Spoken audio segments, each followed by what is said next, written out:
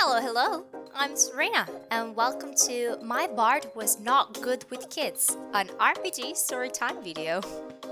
Now, that would require a little bit of backstory, wouldn't it? It all started in the faraway year of 2013, when I met this lovely group of people and we accidentally re-released Chaos on Kryn and... But that's not the story you're here for. You're here to find out how kids die. So let me introduce you to our loveliest cast. But be careful here. Almost all of these drawings are from a decade ago. Please don't judge their quality. So we have Borador, human mystic with a finger that was not his own. That's it. Bramblethorn, the Kender mess. Absolute mess. Spoke with spirits. Disappeared, traveled through planes. I have no idea. Connie's Cass, the Minotaur who wanted to become a Knight of Solamnia. Alirane, the red robe mage who could not do math to save her life and became a white robe after a test of high sorcery where the Minotaur did all the heavy lifting. Sophanel, the warrior mage assigned to Alirane after said test. Aeon, the druid who was with us because Ruru's player wanted to try a different archetype, which in the end he didn't really like, so he swiftly disappeared completely from the campaign and no one even remembered it was in it. And well, Brumel, my chaotic good bard who is not good with kids. So much that she managed to kill 3 of them. Quite a story hook. Let me tell you how it all went down.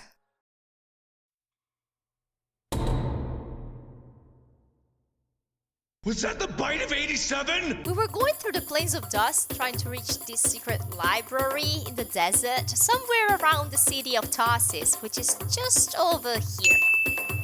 As we were walking through the city, trying to find our bearings, we noticed a child wandering the streets, alone.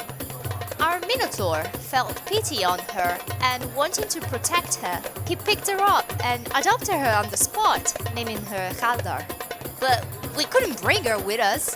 The desert is a dangerous place. So we left her at the temple of Mishakal while we were out adventuring, trying to find that cursed library. We found it locked behind an ornate door with a strange riddle carved on it. When kindness' flame burns darkness alight, the light of innocence shines. We lit a torch in the middle of a nook over a figure of Takisis, and a slit in the door lit up, but it still wouldn't open. So we had the flame of kindness, the darkness. By logic, we were missing the light of innocence. And what's more innocent than a child? Maybe even an orphan that we conveniently found in the city right before this place? Come on, it was like the gods themselves wanted us to find her. So against everyone else's judgment, and after arguing 2 hours at the end of one session and at the beginning of another, I went back to Tarsis, picked up the child, and then brought her back to the secret library. 4 phantom mouse came out the door, tearing her apart and killing her on the spot. Yeah. Funny thing is, the door actually opened. I was right. Although maybe I shouldn't have said that out loud while being in Konzak's range. But don't worry, the little girl came back as a banshee and tried to kill me too, so I suppose it's fair. In the end, we left the city of Tarsis with only the doll Khaldar kept clutching to her chest, as a reminder to never jump to conclusions.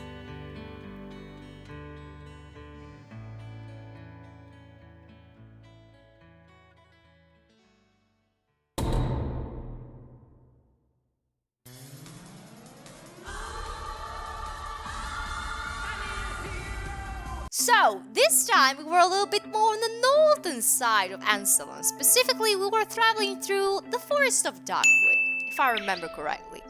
And while we were there, we were approached by a woman crying by the side of the road. She implored us to help her get her daughter back. Apparently, she was out playing and had left to explore this abandoned castle in the forest, and she never came back. So what did we do? We went to the castle to find her, of course. It wasn't really uneventful. That castle was not very safe for a child to play in, and it was very not abandoned. Oh, look, that's me and Aliarne almost dying. Haha, almost a total party kill. But the real important part came at the end, when we reached the highest room in the tallest tower. I am never going to say that right. But But the real important part came at the end, when we reached the highest room in the tallest tower. I said that with the wrong accent, didn't I? There we saw what was supposed to be the owner of such a place clutching the unconscious body of the girl. Although he got a little too high on the modern craze. You know what a god of decay and madness can do to a lad. So we fought him, and we won. The woman came back, and she rescued her daughter from the now back to being just a dead man guy. Although that raised the question, how the heck did she manage to get where we were without dying to all of the monsters that inhabited that damned castle? She was not a woman, and the little girl was dead. She took both the girl and the man with her and disappeared to the skies. I have no idea what happened. To this day, I cannot wrap my head around it. I only know that the girl was very much not alive, apparently because we were not fast enough to stop her reaching that tower, and thus my child kill count rose to 2. Hooray!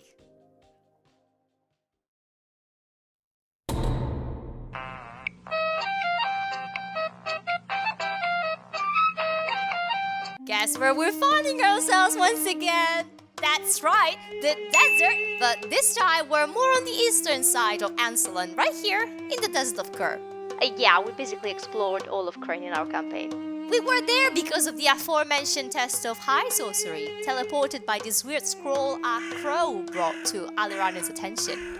We were walking around in the scorching sun, trying to reach Aliarne's birthing place, as she came from this same region, when we found a lonesome well. Nothing too fancy, just a simple well, a circle, a tube, with rocks, and a bucket. Apparently no rope, but lots of dust, and the faintest sound of water flowing echoing down below. And with the sound of water came the wailings of a mother. Behind us, a woman appeared, screaming, pleading for our help. Her son, you see, he was going to die of thirst, and they had no way to reach the water as the rope was cut. Guess who had some spare rope? So I went and tied the bucket to the rope, got some water, and brought it to the little guy who was just sleeping, passed out, in the shade of a big rock not too far from that same well. And as the water touched his lips, he became dust. To be completely fair, the mother became dust too, and they both disappeared like they were just illusions, part of the trial. But Asterin be damned, I am raising my kill count to 3 and there's nothing you can do to stop me.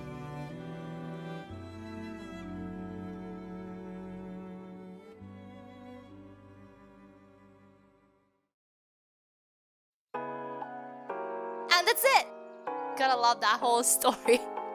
Right now we're still playing the campaign, although with different characters, as most of the original players have left, and my Brimel kinda switched place with a dragon, but hey, that's a story for another day.